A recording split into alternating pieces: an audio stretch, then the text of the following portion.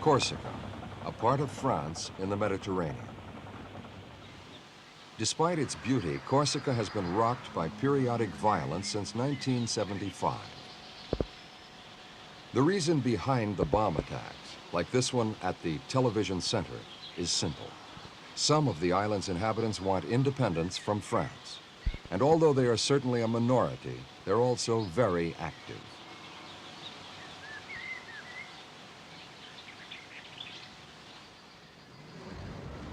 Devolution, or regional autonomy, is a divisive issue on the island. But at last, after several years of unrest, the people of Corsica will have a say in their future. On August the 8th, they will go to the polls to elect for the first time their own regional assembly. It may seem a normal progression, but for France, it's a major break with tradition.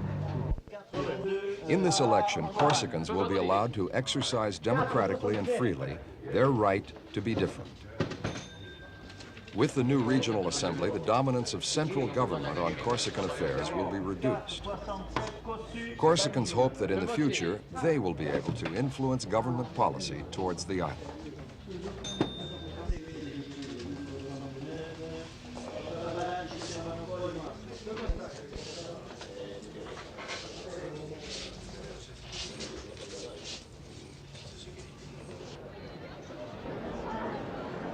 The tide turned for Corsica in May 1981.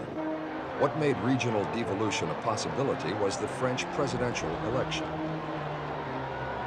For the first time in 23 years, the people of France elected a socialist president and a socialist government.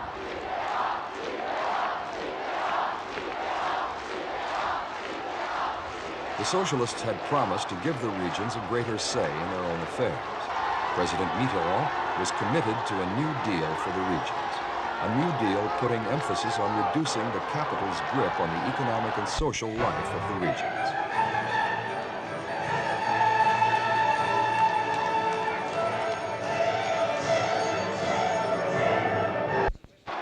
Within 3 months of the elections, the new socialist administration announced its plans for Corsica's new regional assembly.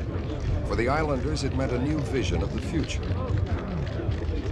A future in a new France, more democratic and more regionally based.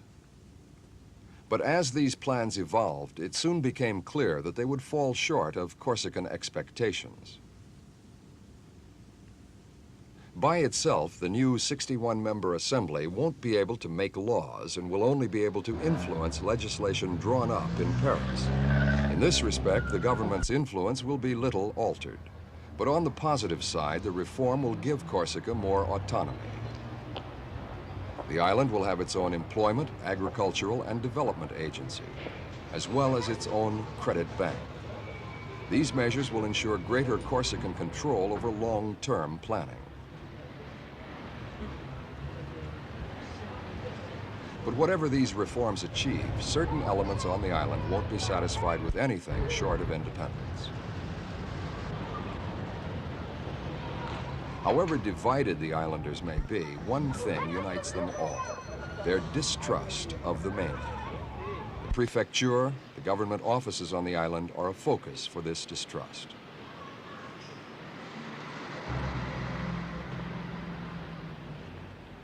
Another focal point of discontent is the Foreign Legion. This regiment is France's only professional body of soldiers. And as professionals, they are the most distrusted in the army. In recent years, relations between the legionnaires and the natives have deteriorated. The Legion is seen by the islanders almost as an army of occupation. Legionnaires have come to blows with some Corsicans, and in turn they have been the targets of violence. But for the Legion, without colonies to police, Corsica has become a last refuge.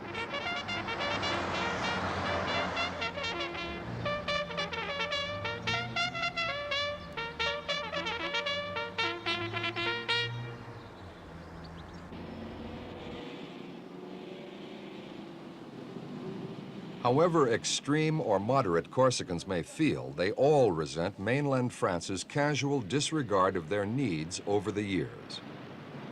Corsican anger at this treatment erupted back in 1975. For a week, clashes between autonomists and the police caused chaos on the island. banks and government buildings were attacked. The situation was so tense, the government threatened to send in paratroops to restore order. But things became worse. Towards the end of the summer, a general strike paralyzed the economic activity throughout the island. The strike call was almost 100% effective. Corsicans demonstrated in support of local autonomous factions calling for home rule. Mass meetings were held as a warning to the government that the island should no longer be regarded as a vacation spot for mainland France. And this was only the beginning.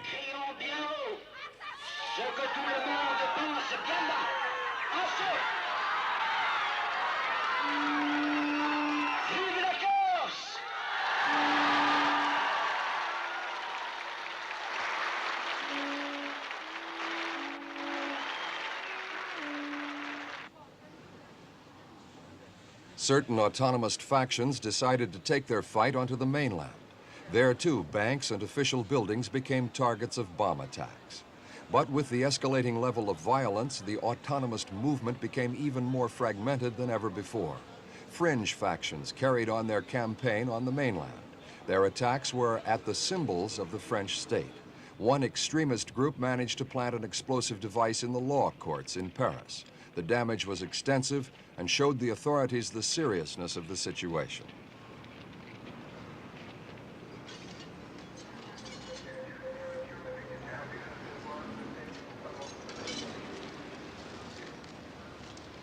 Autonomy was taking on different meanings to different groups. Extremist factions were clinging on to the notion of complete separation from France. Moderates were becoming more concerned with political autonomy within the overall framework of the French Republic. In recent years, the UPC, Union du Peuple Corse, has become the dominant voice of moderation. But how did this come about? Edmond Simeoni, UPC leader. Dès 1975, nous avons dû nous insurger les armes à la main dans l'affaire d'Alire, que nous avons dû en 1980 intercepter encore les armes à la main des polices parallèles. He told us that in the early years it had been necessary to resort to violence as a form of protest. But gradually violence had to make way to a peaceful search for reform. Corsica is an island, its population is small, and violence would only make the community weaker. As he sees it, the Mediterranean is a region where the superpowers are competing for influence. Corsica is a part of that region and cannot afford to withdraw from the outside world. It is for these reasons that those who seek independence from France are misguided. In his view, Corsica cannot be compared to Algeria, Vietnam, or even Northern Ireland. As a result, armed struggle would only serve to exclude the outside world, without which Corsica could not survive.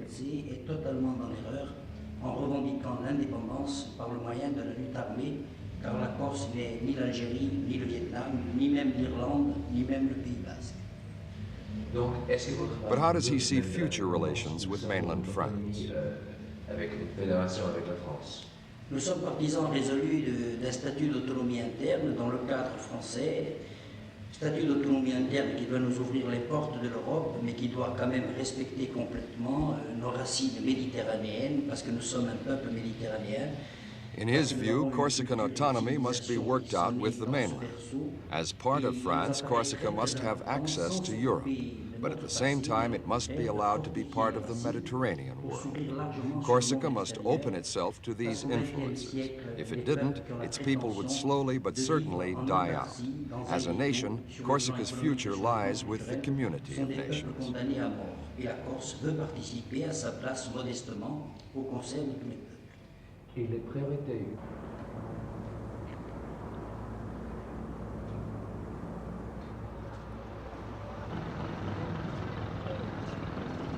Even though it is the fourth largest island in the Mediterranean, Corsica's economy isn't large enough to support all its people.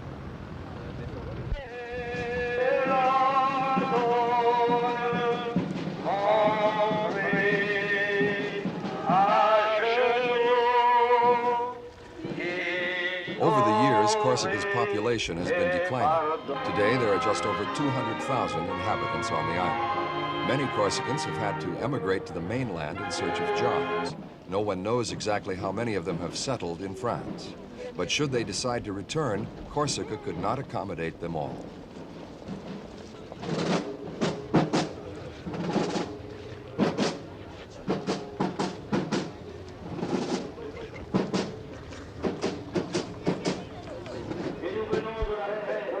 Wherever they are, though, they are all united by the same sense of belonging. And in this feeling of unity, religion certainly played a part. Roman Catholicism is dominant. Here, worship is taken seriously, and most festive occasions are related to religion.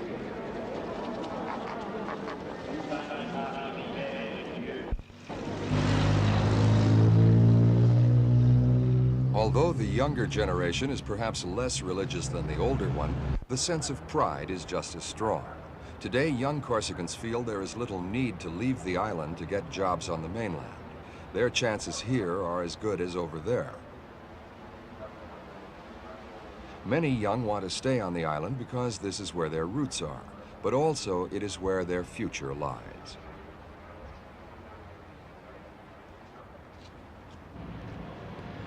The new university is a symbol of this future. Its purpose is to foster knowledge of value to the island's development. But how important is it to Corsica? Je pense que c'est un pas en avant, c'est un élément parmi d'autres, en vue d'un pas en avant. Il est indéniable qu'il fallait une université à la Corse. Bon, maintenant on l'a, il faut en faire quelque chose, c'est-à-dire qu'une université n'est pas uniquement de l'enseignement, mais c'est également de la recherche. Bernard Pai, a teacher, told us that the university was essential to Corsica's future. The university's role is to research in fields particularly relevant to Corsica, like economics and energy. For him, the university must play an active role in Corsica's development. It is a step in the right direction, but there remains much to be done. En plus de l'enseignement, développer ces centres de recherche, intégrer les étudiants aux recherches et former donc une université digne de ce nom. Enfin, ça, c'est évidemment, ça se fait pas en un jour. Pour l'instant, on a bien commencé. D'accord. Est-ce que vous...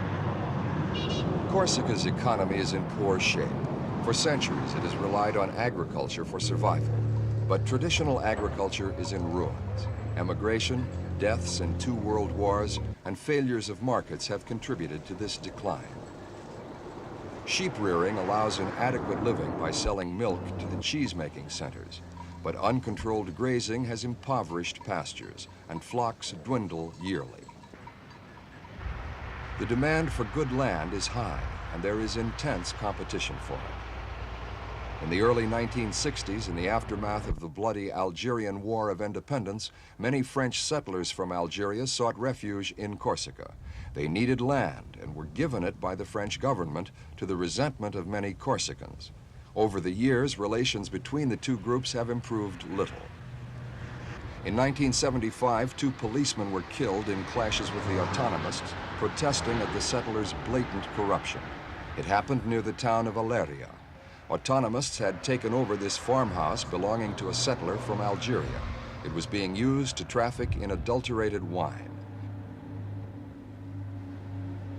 Today, many Corsicans still feel the settlers, or pieds noirs, have got more than their fair share of land. And even the settlers agree there's a problem. We have a problem of land, yes, surely. It would be a mistake to don't see this evidence. Well, the problem of land is a first revendication of separatists. I think it is possible to have a solution, because some of us want to start, and they have to start. Well, I think a lot of land, maybe entière, comment dit-on? Complete. Entière. Entière. Entière, a third. A third, yeah. Could be given to young Corsicans who haven't land. So you believe in some reallocation of the land at the moment? It is possible, but I think the majority of pieds noirs are not colonialist. It's a word we don't like. Another though. The pieds noirs, a nickname given to them in Algeria because they wore shoes, don't see themselves as colonialists. But to some Corsicans, that's what they are, simply because they're outsiders. Throughout history, the Corsicans have kept to themselves. Even the Romans found it difficult to colonize the island and were never able to penetrate inland. The difficult terrain has made certain areas accessible only in modern times. As a result, the sense of isolation has remained, even today. This goes some way towards explaining the strength of autonomous feeling in isolated areas. Here in these mountain villages, dynamite is extensively used, normally to clear difficult mountain passages. In recent times, it's also come to serve another purpose, usually to blow up banks.